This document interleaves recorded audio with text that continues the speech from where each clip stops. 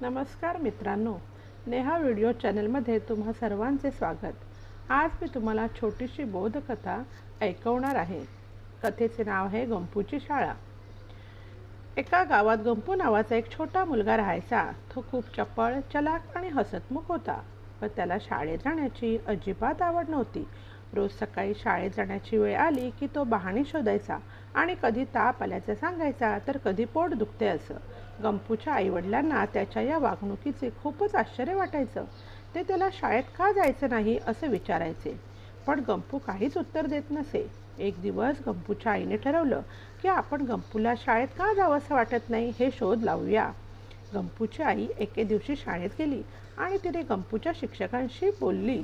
तिने विचारलं, गंपू शाळेत का येऊ इच्छित नाही? शिक्षकांनी सांगितलं की गंपूला शाळेतील काही गोष्टी आवडत नाहीत। काही वेळा इतर मुलं त्याला चिडवतात आणि तो त्यावर नाराज होतो। गंपूच्या आईने त्याला घरी गेल्यानंतर त्याच्याशी प्रेमाने बोलली। तिने त्याला विचारलं, गंपू तुला शाळेत काय आवडत नाही? गंपूने शेवटी सगळं सांगितलं। त्याला अभ्यासाचे विषय कठीण वाटायचे आणि इतर मुलं त्याला चिडवायची, म्हणून त्याला शाळा आवडत नव्हती। गंपूच्या आईने त्याला सांगितलं की गंपू, शाळा हे फक्त शिकण्याचं ठिकाण नाही, तर तिथे आपल्याला नवे मित्र मिळतात आणि आपण खूप काही नवीन शिकतो। तुझ्या शिक्षकांसोबत तुझ्या अडचणी बोल आणि त्यांना तुझी मदत करायला सांग। गंपूने दुसऱ्या दिवशी ठरवलं की तो शाळेत जाईल आणि त्याच्या शिक्षकांसोबत त्याच्या अडचणी बोलेल। शिक्षकांनी गंपूला समजून घेतलं आणि त्याला अधिक सोप्या पद्धतीने शिकवण्यास सुरुवात केली। काही दिवसांनी गंपूला अभ्यासाची गोडी लागली आणि त्याला शाळेत जाणं आवडू लागलं।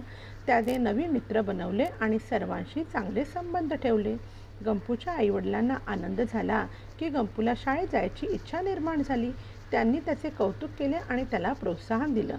ही गोष्ट आपल्याला शिकवते की कधीकधी आपल्याला आपल्या अडचणींचा सामना करावा लागतो आणि त्यांना कसे दूर करायचे हे शिकावे लागते। आणि मुख्य म्हणजे आपल्याला धैर्य आणि प्रयत्नांच्या जोरावर कुठल्याही अडचणीवर मात करता येते।